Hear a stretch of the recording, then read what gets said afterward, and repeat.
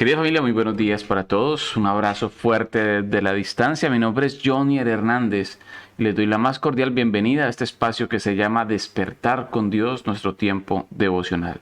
Continuamos el día de hoy con nuestro estudio del libro de Apocalipsis. Estamos en este momento estudiando las 7 iglesias. Estamos en Apocalipsis 3, donde estaremos viendo en el transcurso de estos días lo que es la iglesia de Sardis.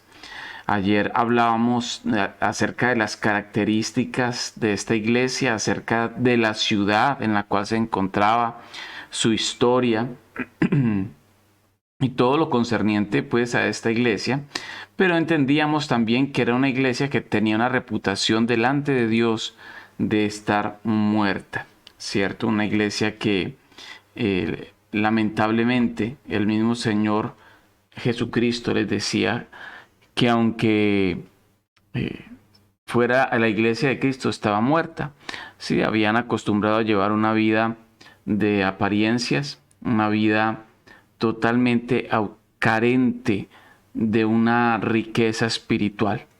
Se habían ido enfriando, ¿cierto? Ese entusiasmo primero que se experimenta al comenzar en la vida cristiana. Por otro lado, entonces el Señor, viendo la situación, es una iglesia, perdón, que corte así de esta manera, pero quiero resaltar esto, es que una iglesia que a diferencia de las otras iglesias que hemos visto hasta el momento, las otras iglesias el Señor les alaba algunas cosas, pero a esta iglesia el Señor no les alaba absolutamente nada, sino que entra directamente a hablar de aquello que tenían malo. Por eso, en medio de todo esto, el Señor les dice a ellos que prácticamente se habían convertido en una religión más, eran unos religiosos, ¿cierto? Profesando un cristianismo inexistente en sus vidas. En realidad ellos estaban muertos, eran zombies espirituales, por así decirlo. Aquí entonces, en medio de todo esto, el Señor les hace un llamamiento y es a que se arrepientan. En Apocalipsis 3, del 2 al 3, dice, sé vigilante y afirma las otras cosas que están por morir, porque no he hallado tus obras perfectas delante de Dios. Acuérdate pues de lo que has recibido y oído, y guárdalo. Arrepiéntete, pues eh, si no vendré sobre ti como ladrón, y no sabrás a qué hora vendré sobre ti. Entonces el Señor aquí hace un llamado y le dice, sé vigilante.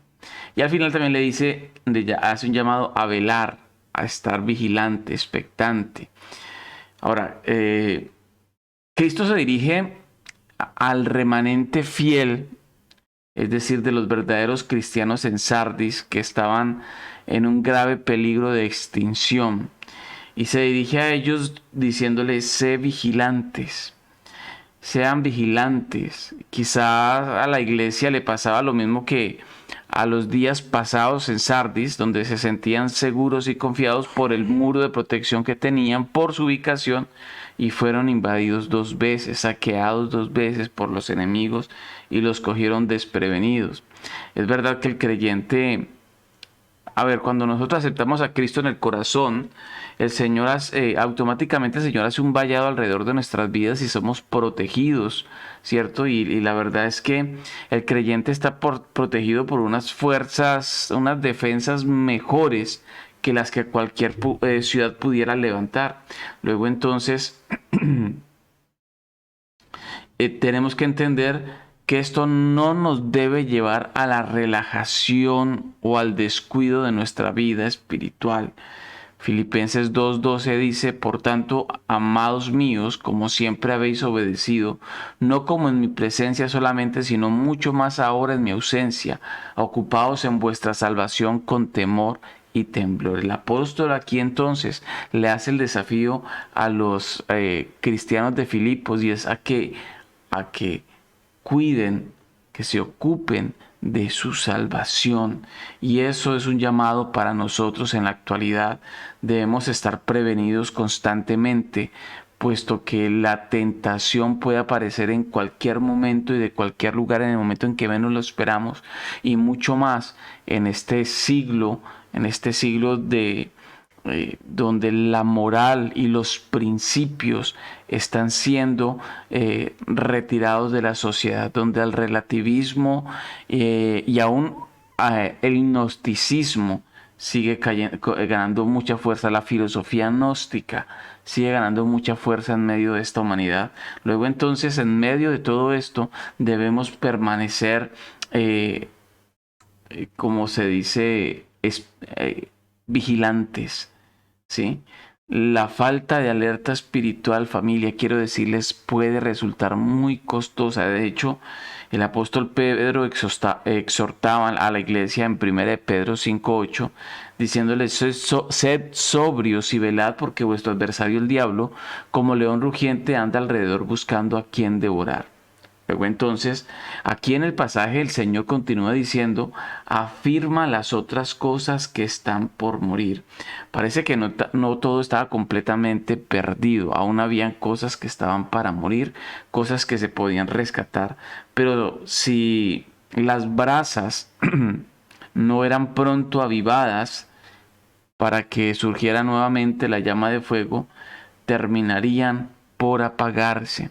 Luego entonces en aquella iglesia habían algunos auténticos creyentes que podían perderse en medio de ese ambiente tan asfixiante.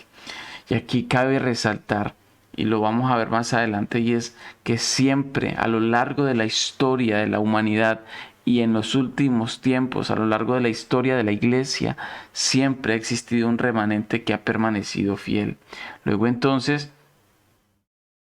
eh, en aquella iglesia, como les decía, habían algunos auténticos creyentes.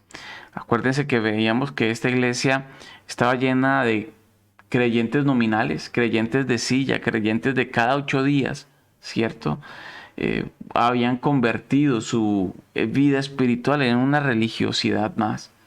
Luego entonces, en esa situación, estas personas, estos creyentes genuinos no podían relajarse y dejarse llevar por la corriente del mundo. Debían empezar por evaluar correctamente la situación desde la perspectiva que el Señor les estaba dando. Ahora después tendrían ellos que confrontar el pecado y el error e influir con su ejemplo y la palabra de Dios en la comunidad. Y aquí es interesante algo, y es que el Señor los dejó allí mismo, es decir, no los separó. Podríamos pensar entonces que el propósito del Señor era que aquellos que se habían extraviado reaccionaran y volvieran nuevamente a la fidelidad. Pero aquí hay que aclarar algo, que si una iglesia deja de ser esa iglesia avivada por el Espíritu Santo, esa iglesia de testimonio, la separación puede ser la única alternativa, ¿cierto? Los creyentes genuinos hacerse a un lado. Porque dice aquí en el versículo 3, porque no he hallado tus obras perfectas delante de Dios. En Sardis, la queja del Señor Jesucristo a su iglesia es porque sus obras no se conformaban con el criterio de Dios. No habían perseverado en desarrollarse espiritualmente. Podemos decir, de acuerdo a lo que veíamos el día de ayer, que era una iglesia que podía hacer unos eventos maravillosos, tener planes evangelísticos y muchas cosas maravillosas, ¿cierto? Pero la verdad es que era una iglesia fría, donde no se experimentaba la vida del Espíritu. Luego entonces esta iglesia se había enfriado y habían perdido el entusiasmo por avanzar hacia la madurez cristiana. Y es que aquí hay algo que tenemos que tener claro, y es que lo que de verdad importa en una iglesia es que cada creyente esté avanzando hacia la madurez, pareciéndose cada vez más a ese varón perfecto, hecho a la semejanza de Cristo. Jesucristo debe ser la medida de cada creyente. Que todas las mañanas, antes de levantarse a hacer el devocional, usted se pare al lado del Señor y diga: bueno, Señor, ya le estoy llegando a los hombros. O por lo menos que usted pueda decir: Señor, ya le estoy alcanzando los tobillos, ¿cierto? Pero ese Jesucristo, el Señor Jesucristo, es la medida con la que usted y yo nos tenemos que medir. Luego entonces, Este versículo nos hace ver a Cristo, que Cristo espera algo concreto en la vida de cada uno de sus hijos. Él está buscando entonces evidencias de nuestra lealtad y amor hacia Él. El creyente tiene la tendencia a centrarse en sí mismo, ¿cierto? Y espera que Dios le ayude, apoye y consuele.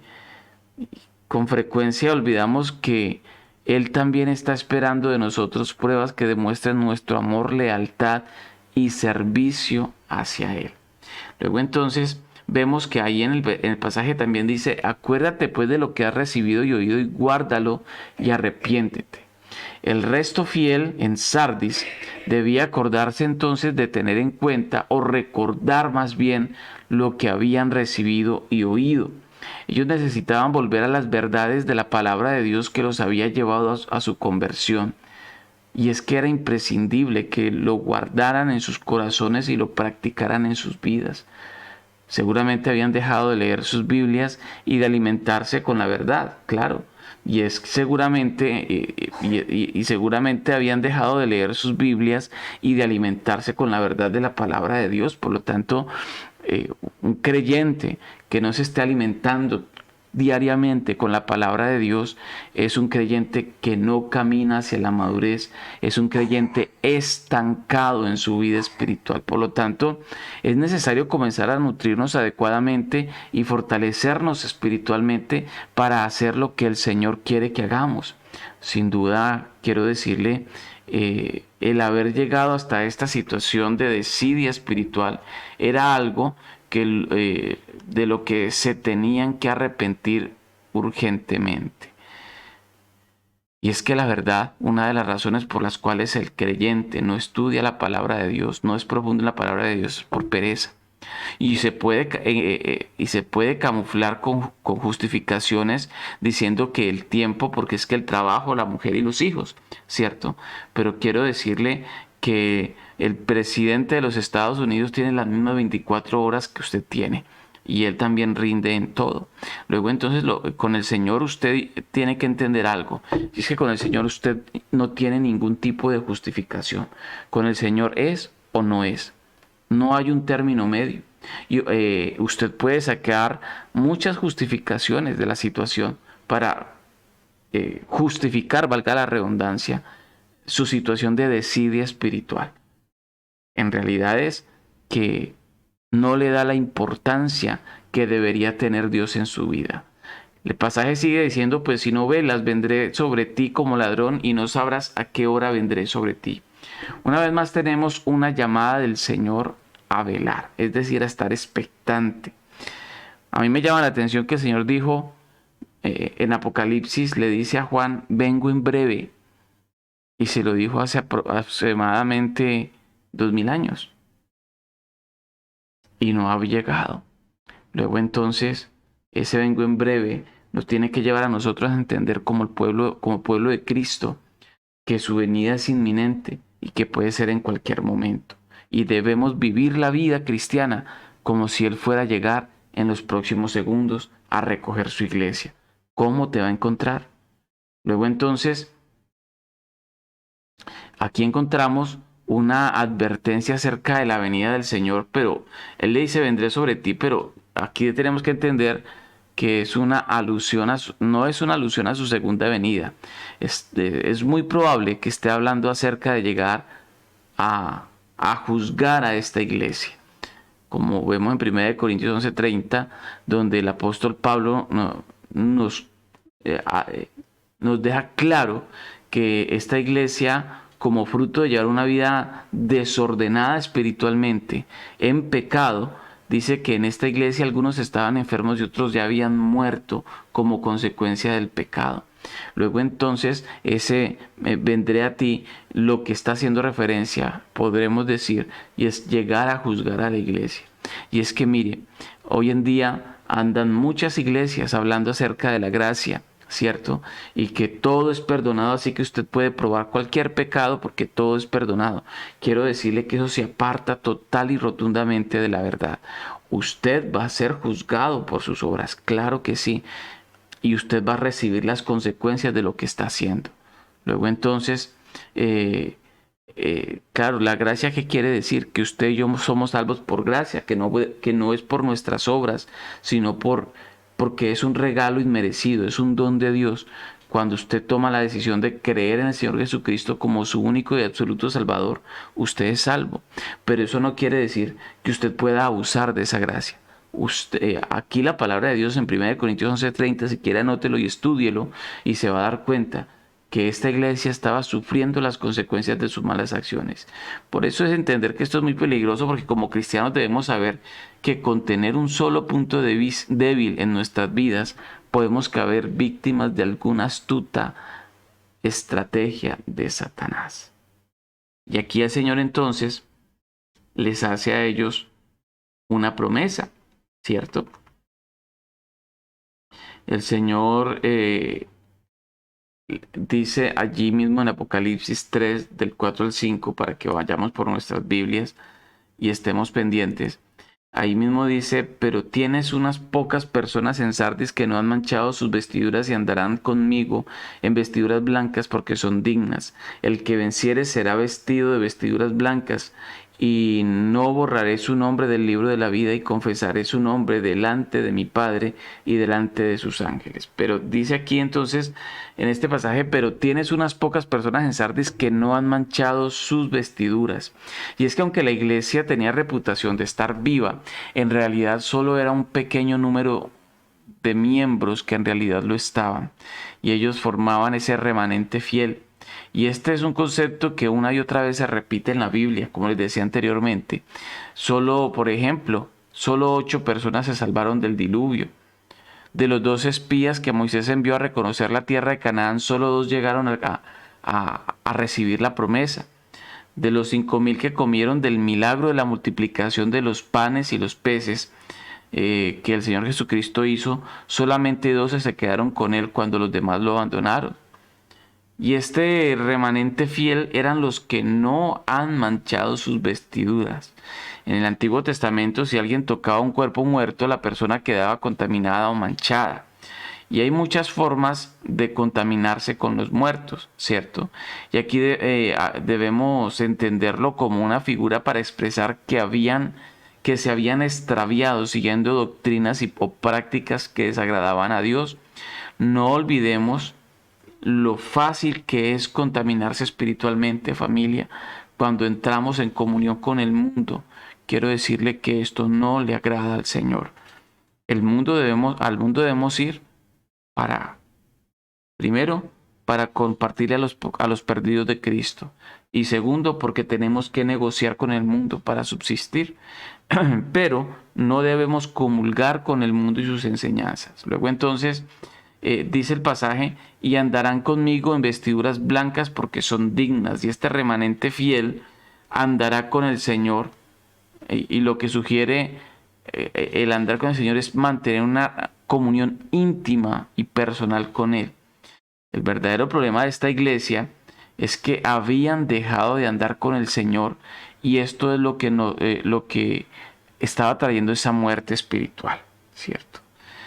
Lo que mantiene con vida al creyente es el andar diario con el Señor Jesucristo. Podemos pensar en la historia, por ejemplo, de los 2 que andaban por el camino de Maús en Lucas 24, del 13 al 35, donde ellos manifiestan ese desánimo que estaban experimentando por la muerte del Señor Jesucristo. Y era tal su situación de frustración y de tristeza que no se percataron que el Señor Jesucristo les estaba acompañando. Y comenzó el Señor Jesucristo a leerles la palabra de Dios, y el corazón de ellos volvió a arder con una nueva ilusión y ánimo. Más tarde entonces le invitaron a entrar y a sentarse en su mesa, hasta que el Señor tuvo que revelarse a ellos porque no se habían percatado de que Él era el Señor Jesucristo. Luego entonces, aquí está el secreto de una vida cristiana victoriosa, familia. En la comunión con Cristo, con el Cristo resucitado y su palabra.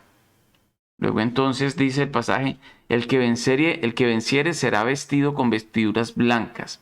Estas vestiduras blancas sugieren la pureza y santidad que produce la justificación por los pecados. Esa justificación que el Señor efectuó en la cruz del Calvario a través de su sangre, fuimos justificados. Luego entonces estas personas son aquellas a quienes el Cordero lavó de sus pecados con su sangre.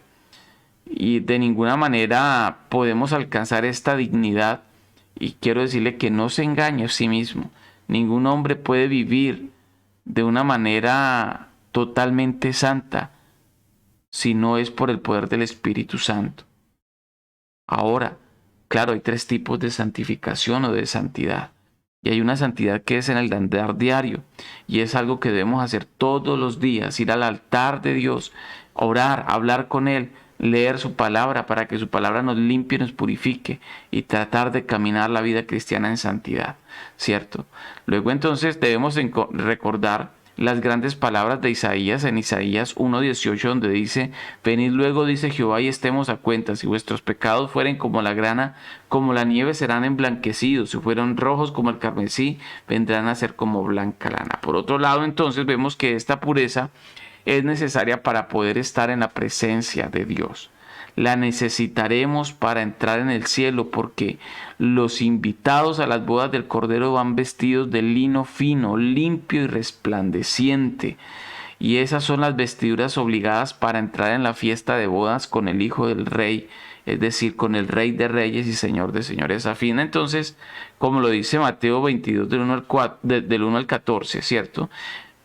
Luego entonces, a fin de estar bien preparados para ese momento, debemos empezar ya, en este momento, a revestirnos de Cristo, como nos exhortaba el apóstol Pablo en Efesios 4, del 22 al 24, donde dice: y en cuanto a la pasada manera de vivir, despojados del viejo hombre que está viciado conforme a los deseos engañosos, y renovados en el espíritu de vuestra mente, y vestidos del nuevo hombre creado según Dios en justicia y santidad de la verdad. El Señor sigue hablando del remanente fiel, de aquellos verdaderos creyentes que estaban dentro de la iglesia en Sardis.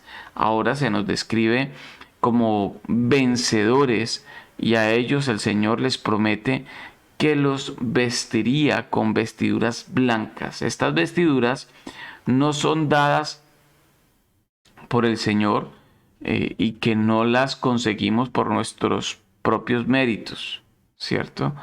Perdón, estas vestiduras son dadas por el Señor y no las conseguimos por nuestros propios méritos.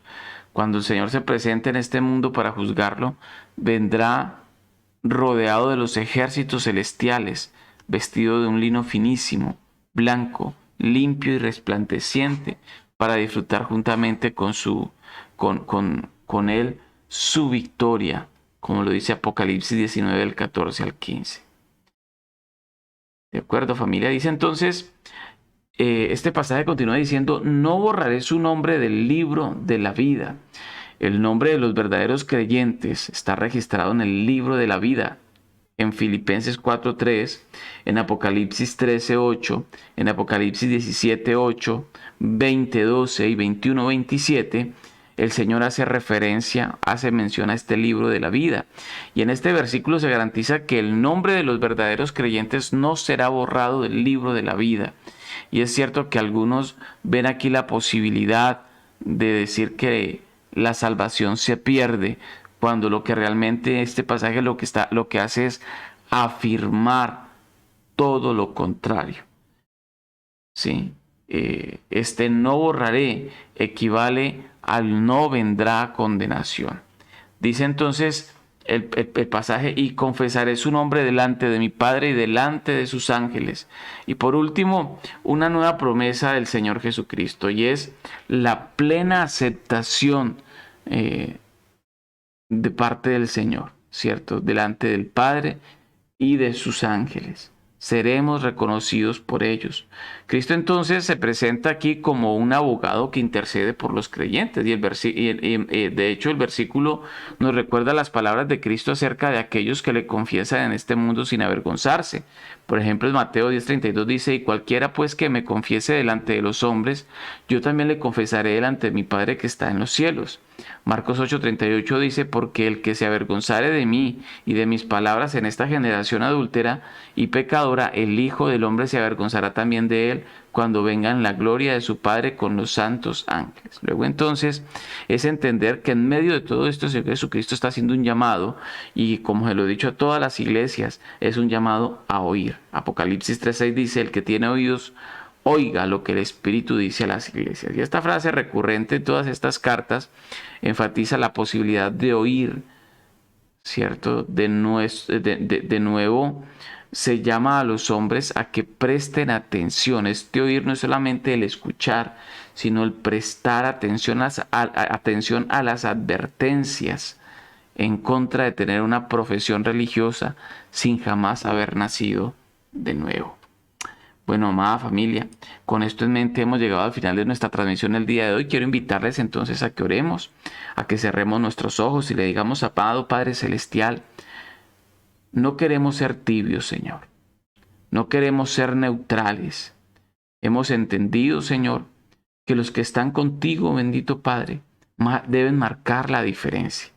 Estamos viendo en Sardis una iglesia religiosa, una iglesia con muy bonitas ceremonias, una iglesia con un reconocimiento en medio del pueblo en el que estaba, pero la realidad en su corazón era otra.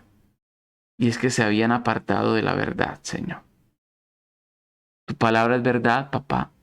Revélala a nosotros, a tu pueblo. Habla a nuestros corazones. Ministra nuestras vidas con el poder de tu Espíritu a través de tu palabra. Permite, Señor, que podamos comenzar a calentar nuestros corazones buscando tu rostro y tu presencia, Señor. Amado Padre, te damos gracias por lo que tú has hablado a cada vida. Toma nuestra mente y nuestro corazón. Bendice este día, bendice nuestros quehaceres y quédate con nosotros en el nombre de Cristo Jesús. Amén. Bueno, amada familia, muchas gracias por acompañarnos en este día. Un abrazo fuerte para todos ustedes. Nos estamos viendo entonces el día de mañana, continuando con nuestro estudio del libro de Apocalipsis. Dios les bendiga. Chao, chao.